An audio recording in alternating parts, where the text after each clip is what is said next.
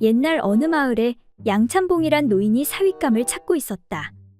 빨리 우리 딸의 사윗감을 찾아야 하는데 걱정이군. 맞아. 성격이 조급한 자가 빨리 출세하는 경우가 많고 느린 자가 빈궁한 사례가 많으니 사위를 고르는 데는 반드시 성미 급한 자를 사위로 취해야겠군. 그렇게 생각하고 사윗감을 찾았으나 일이 뜻대로 되지 않았다. 그러던 어느 날 마침내 그런 사람을 발견하는데 양찬봉이 길을 걸을 때 어떤 총각 한 명이 남의 집 뒷간에 들어가 허리띠 푸는 모습을 우연히 보게 되었다. 그런데 그 총각은 허리띠가 단단히 메어져 있어 쉽게 풀리지 않자 허리춤에서 칼을 꺼내 허리띠를 자르고는 시원하게 일을 보는 것이 아닌가. 그래, 바로 저 사람이야. 성미 급하고 일 처리도 빠르잖아. 양찬봉은 뒷간을 돌아서서 나오는 그 총각에게 다가가 손목을 잡고는 그래, 자네 이름은 뭐고 어디에 사는가, 그리고 약혼한 사람이 있는가? 저는 아랫마을에 사는 칠봉이인데 아직 결혼을 하지 못했습니다. 총각이 혼인 약속한 사람이 없다고 대답하자 양찬봉은 자기 딸과 혼인하는 게 어떠냐고 제안하니 총각이 이렇게 말했다. 좋습니다. 그럼 오늘 저녁이 좋겠군요. 굳이 다른 날을 기다릴 게 뭐 있겠습니까? 그래, 그럼 그렇게 하세. 양찬봉은 총각의 전격적인 제안에 더욱 마음이 기울어 그러자고 응답했다. 하여 양찬봉은 먼저 집으로 가서 딸의 혼례 준비를 마쳤고 해가 저물기도 전에 그 총각이 나타났다. 그날 저녁 성례가 이루어졌고 밤이 되어 첫날 밤을 치르게 됐다. 양찬봉은 흐뭇한 마음이 되어 사랑채로 가서 쉬었다. 그런데 새벽 닭이 울 무렵 신방에서 신부의 울음소리가 크게 들리는 게 아닌가. 원하던 사위를 얻었다는 만족감에 느긋하게 잠자던 양찬봉은 깜짝 놀라서 신방으로 달려갔다. 아니, 이게 어찌된 일인가? 왜 딸아이가 울고 있는 게요? 하니 사위가 이렇게 설명했다. 장인어른, 우리가 어제 잠자리를 가졌는데 어찌하여 아직 임신하지 못한 것입니까? 그러니 이렇게 계속 화를 낼 수밖에 없지요. 아니, 아무리 그래도 그건 너무 이르지 않나? 이에 딸이 흐느끼며 말하는데 그럼 서방님, 작년에 낳은 아이라도 데리고 올까요?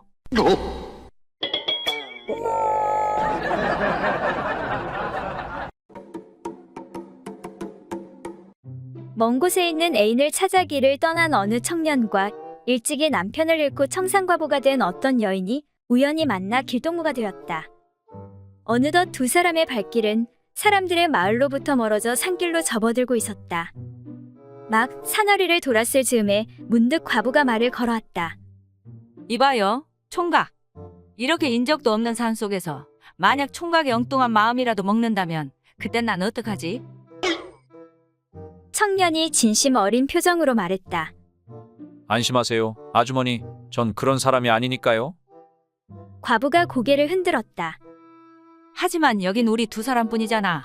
게다가 사방으로 잔디가 푹신한 요처럼 깔려있고 이러니 총각의 말을 어떻게 고지고대로 믿겠어? 글쎄, 걱정 붙들어 매시라니까요. 저한테는 이미 사랑하는 여인이 있습니다. 그리고 전 지금 그녀를 만나러 가는 길이고요. 그렇긴 해도 남자가 잠시 자기 애인을 잊을 수도 있는 일. 사내란 것이 원래 애정 없는 동물적인 본능만으로도 여자를 취하는 것 아닌가? 아무리 그렇다손 치더라도 전 나 있지. 그런 생각을 하니 지금 막 가슴이 떨려오고. 참나, 아주머니도 걱정도 팔자십니다. 만약에 내가 그런 이상한 짓을 하려고 한다면 재빨리 도망을 치거나 큰 소리로 사람을 부르면 될 것 아니겠소. 청년은 이제 슬슬 화가 치밀어 오르고 있었다. 하지만 과부는 거기서 멈추지 않았다. 소리를 지른다고 누가 쫓아오겠어? 이런 산중에. 게다가 난 아녀자의 몸이라 도망친다고 해도 금방 붙잡힐 테고. 총각은 날 풀숲에 쓰러뜨릴 것이고 저항을 한다고 해도 난 도저히 당할 수가 없을 거야. 그러면 총각은 고운 무지막지하게 내 속옷을 벗겨낼 테고. 아이, 대체 이 일을 어쩌면 좋지? 게다가 그런 와중에 원치 않는 임신까지 하게 된다면 난 정말. 청년은 더 이상 듣고 있을 수가 없었다. 그래서 화가 치민 나머지 이렇게 소리치고 말았다. 어떻게 하긴 어떻게 해요? 애 낳아서 혼자 잘 키우면 되는 거지.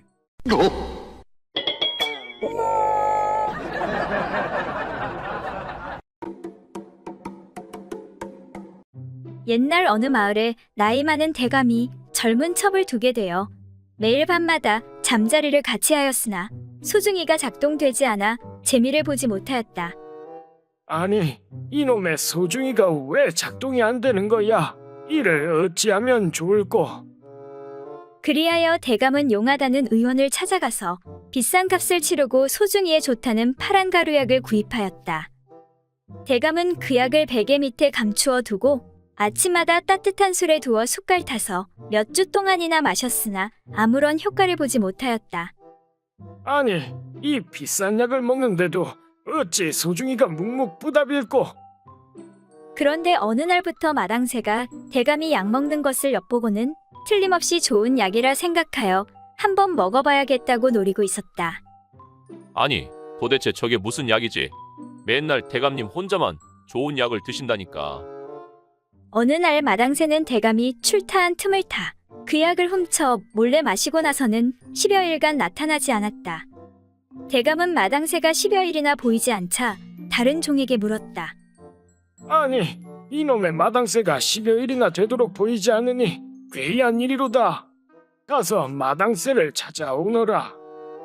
잠시 후 마당새가 도착하자 대감이 물었다. 그동안 무슨 일이라도 있었느냐? 어찌하여 10여일이나 보이지 않았느냐? 그러자 마당새가 걱정스러운 얼굴로 대답했다. 대감마님께서 베개 밑에 좋은 약을 숨겨두고 잡수시는 것을 보고 소인이 지난번에 그 약을 훔쳐 따뜻한 술에 타서 마셨습니다. 그런데 약을 먹어도 아무런 효과가 없었습니다. 정말입니다. 대감님께서 약을 훔친 것을 알아차릴까봐 겁이 나서 며칠간 집에 숨어 있었습니다. 아마도 돌팔이 의원에게 사기를 당한 듯합니다. 그 말을 들은 대감이 말했다. 뭐라고? 어쩐지 아무 효과가 없다고 했다. 내 이 돌팔이 놈을 그냥 마당새야 따라오너라. 그리하여 대감과 마당새는 의원으로 쳐들어갔다. 야, 이 돌팔이 놈아. 몇 달 전에 내가 500냥이나 주고 사간 그 파란 가루약이 왜 아무런 효과가 없는 것이냐? 늙은 내가 그 약을 먹어도 효과가 없고 젊은 마당새 놈이 먹어도 효과가 없으니 어찌 된 것이냐? 이놈아, 당장 내 돈 500냥 돌려내라. 그 말을 들은 의원은 당황하며 말했다. 대감마님, 그 약은 먹는 게 아니라 소중이에 바르는 약인데요.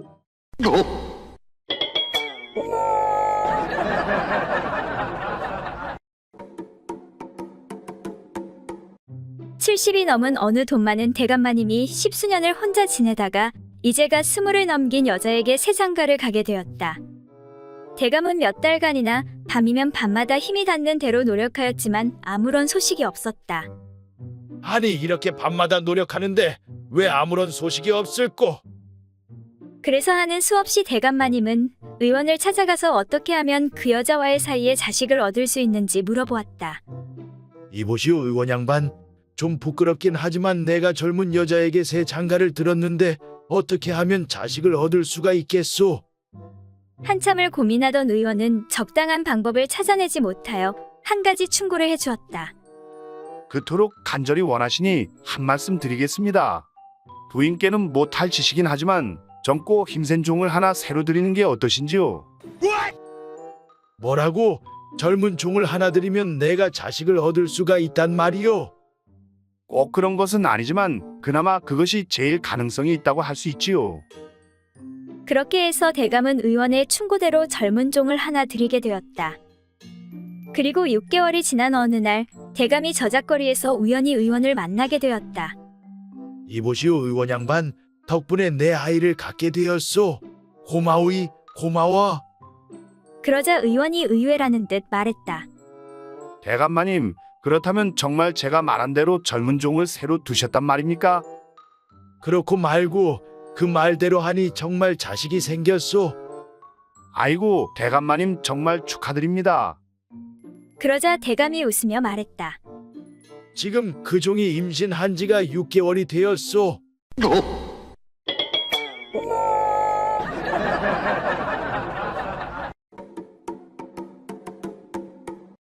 옛날 어느 마을에 여자를 한 번도 접해보지 못한 순진하고 어리숙한 사내가 장가를 가게 되었다. 드디어 첫날 밤, 신랑은 어찌할 바를 몰라 우물쭈물하고 있었다. 아이고 참 이걸 뭐 어찌해야 한다냐. 그러자 참다 못한 신부가 신랑을 이끌어 자신의 은밀한 그곳에 사내의 그것을 집어넣었다. 바로 그 순간 사내는 화들짝 놀라며 급히 뒤로 몸을 뺐다. 그리고는 옷가지를 챙겨들고 잽싸게 도망쳐 나왔다. 그로부터 며칠이 지난 어느 날이었다. 사내가 조심스럽게 자기 집 근처에 나타나서 이웃집 할머니를 붙잡고 물었다. 할머니, 이 집 색시가 아랫배를 찔려 구멍이 난 모양인데 혹시 아직 살아있나요?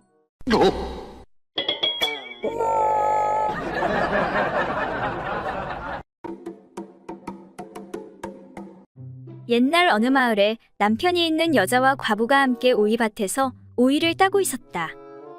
한참 일을 하던 과부가 조그마한 오이를 하나 들더니 말했다. 에휴, 나는 이 정도 크기의 물건이 있는 남자 하나만 있으면 정말로 원이 없겠어. 이 말을 들은 남편 있는 여자가 커다란 오이 하나를 들어 보이며 말했다. 어머, 이 우이 엄청 크네. 엄청 커. 자세히 보니 빳빳하고 큰 것이 우리 신랑 것하고 정말 비슷한데. 하며 은근히 과부에게 자랑을 하는 것이었다. 그러면서 또 과부에게 말했다. 근데 너무 큰 것도 소용없어. 아프기만 하지 적당한 것이 좋아. 그리고는 과부에게 오이를 건네주면서 말했다. 당신은 남편이 없으니 이 오이를 줄 테니까 알아서 잘 사용해 보라고. 하며 또다시 과부를 놀리는 것이었다. 이 말을 들은 과부가 말했다. 그게 무슨 소리야? 당신 신랑 것은 삶은 가지처럼 축 처져서 시들시들해 문에 들어오지도 못하던데.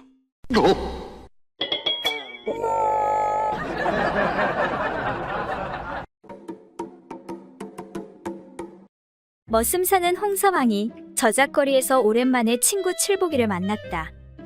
그런데 칠복이가 어두운 표정으로 괴로운 듯 보이는 것이었다. 그래서 홍서방이 칠복이에게 물었다. 이복의 칠복이 자네 얼굴이 왜 그런가? 어디 아픈 데라도 있는가? 그러자 칠복이가 신음소리를 내며 말했다. 요즘에 친구들과 늦게까지 술을 퍼마셔서 그런지 머리가 지끈지끈하고 속도 안 좋고 그렇구먼. 홍서방이 고개를 끄덕거리며 혀를 찼다. 알만하군, 알만해. 사실은 나도 한두 번씩 그런 경험이 있으니까 말이야. 그래 그렇군. 그런데 자네는 그럴 때마다 어떻게 하는가? 그러자 홍서방이 씩 웃으며 말했다. 어떻게 하긴 난 그럴 때마다 말이야. 아내와 한바탕 그짓거리를 하는 거야. 그러고 나면 신기하게도 두통이고 뭐고 싹 다 사라진다니까. 그래 그거 정말 신기하구먼 그려. 칠복이가 황당하다는 듯 말했다. 그러니까 자네도 어디 한번 해보게나. 정말 두통이고 뭐고 싹 다 사라진다니까. 알겠네 알겠어. 내 머리가 너무 아픈 것이 무슨 짓이라도 당장 해야 하겠구먼. 그 말을 들은 칠복이는 고개를 끄덕이며 자리를 떠났다. 그리고 잠시 시간이 흐른 다음 칠복이가 휘파람을 불며 홍서방 앞에 다시 나타났다. 홍서방이 칠복이에게 물었다. 자네 잠깐 사이에 얼굴이 많이 좋아졌네 그려. 그래 어떤가? 내가 알려준 방법대로 하니 효과가 있었던 모양이군. 그렇지? 그 말에 칠복이가 웃으며 대답했다. 정말 놀랐네 그려. 감쪽같이 두통이 나아버렸다니까. 그런데 말이야 자네 집 언제 옆으로 이사했나? 자네 집 찾는데 애 좀 먹었네 그려.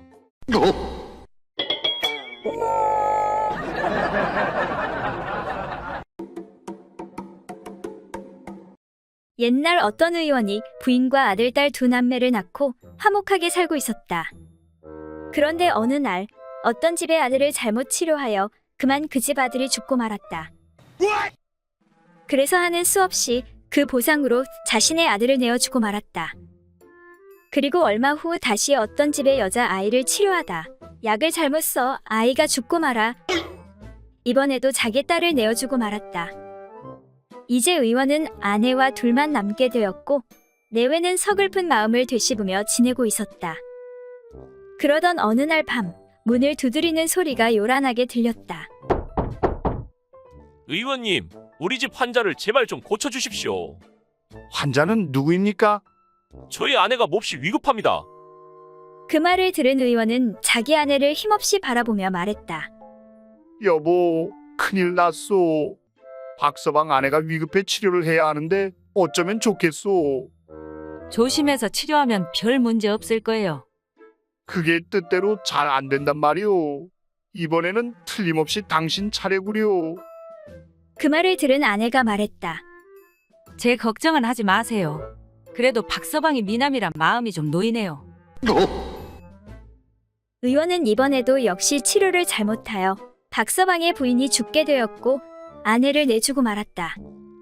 모든 가족을 잃은 의원은 삶의 낙을 잃어버렸다. 가족들과 한번 잘 살아보려고 했는데 이제 모든 것이 소용없게 되었구나. 나는 이제 어떻게 살아야 한단 말인가? 이제 모든 속세의 인연을 끊고 스님이 되어야겠다. 의원은 스님이 되기로 결심했다. 그런데 그때 어떤 한 여자가 찾아왔다. 의원님 계세요? 좀 도와주세요. 저는 이제 의원을 그만두었습니다. 다른 의원을 알아보도록 하시지요. 의원님, 제발 도와주세요. 우리 남편이 위독합니다. 뭐라고요? 집이 어딥니까? 바로 가시지요.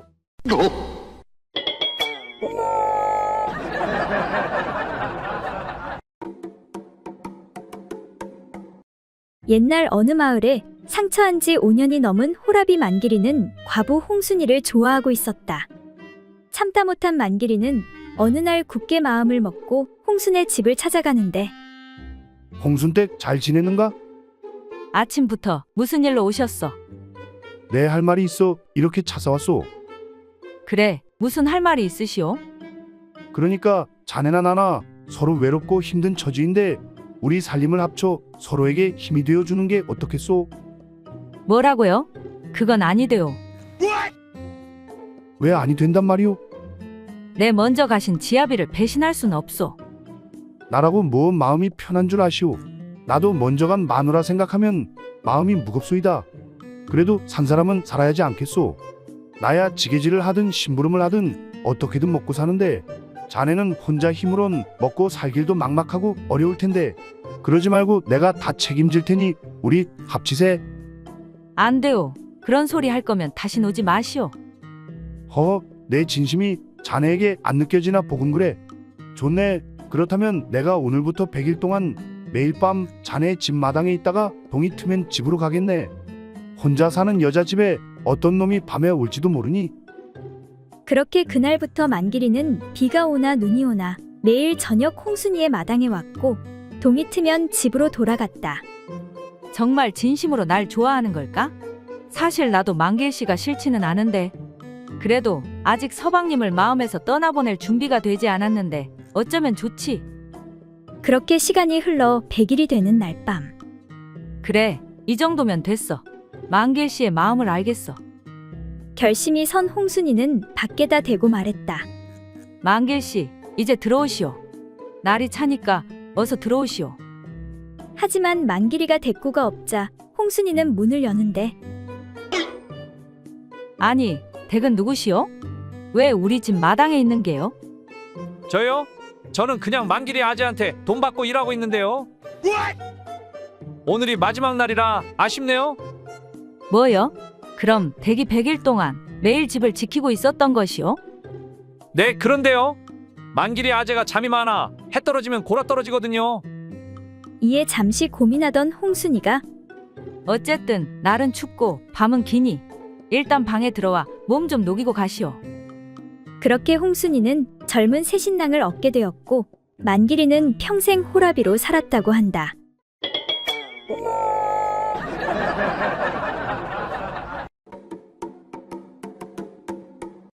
옛날 어느 며느리가 이웃집의 총각과 재미있게 음란스러운 말을 주고받고 있는 것을 시어머니가 보게 되었다. 이에 시어머니가 며느리를 크게 꾸짖기를 애미야, 너는 무슨 일로 이웃집 총각과 함께 농담을 하느냐? 내 마땅히 너의 남편에게 말하여 벌을 받게 할 것이다. 말은 그리하였으나 아들에게는 말하지 않고 날마다 그 일로 며느리만 꾸짖으니 그 고통을 견디기가 어려웠다. 하루는 며느리가 수심에 찬 얼굴로 혼자 집에 있는데 이웃 노파가 오더니 그 얼굴을 보고는 아니, 무슨 일로 그렇게 수심에 찬 얼굴을 하고 있는 것이요? 하고 물었다. 이에 며느리가 말하기를 제가 어느 날 이웃집 총각과 서로 몇 마디 말을 했다 하여 시어머님께서 날마다 꾸짖으시는데 이젠 진절머리가 나도록 괴로우니 그것 때문에 근심하고 있습니다. 하니 노파가 말하기를 너의 시어머니가 무엇이 떳떳하다고 그런 일로 너를 괴롭힌단 말이냐? 지가 젊었을 때 고개 넘어 김풍원과 어울려 밤낮으로 서로 미쳐서 잠자리를 같이 한 것이 온 동네에 다 탈로 났단다. 그 일로 큰 복을 짊어지고 새 동네나 돌았던 것을 생각한다면 무슨 낯으로 너를 꾸짖는단 말이냐? 만약 또 다시 그렇게 꾸짖으면 이 말을 하고 대들거라. 하니 이에 며느리가 듣고 크게 기뻐하였다. 이튿날 시어머니가 또 꾸짖기에 며느리가 어머님은 무엇이 떳떳하다고 이렇게 언제까지나 저만 보면 귀찮게 하십니까? 하고 반박하자 시어머니는 내가 떳떳하지 못한 것이 무엇이 있느냐? 하고 따져 물었다. 어머님은 젊은 시절 김풍원이란 작자와 서로 미쳐서 밤낮으로 물고 빨다가 탈로가 나서 큰 복을 짊어지고 새 동네를 도른 일을 생각하여 보십시오. 며느리의 이 말에 깜짝 놀란 시어머니는 더욱 화를 내며 야 이년아, 그 김풍원이가 바로 너의 시아버지다. 이 못된 거사. 하고는 며느리를 더욱 구박하였다고 한다.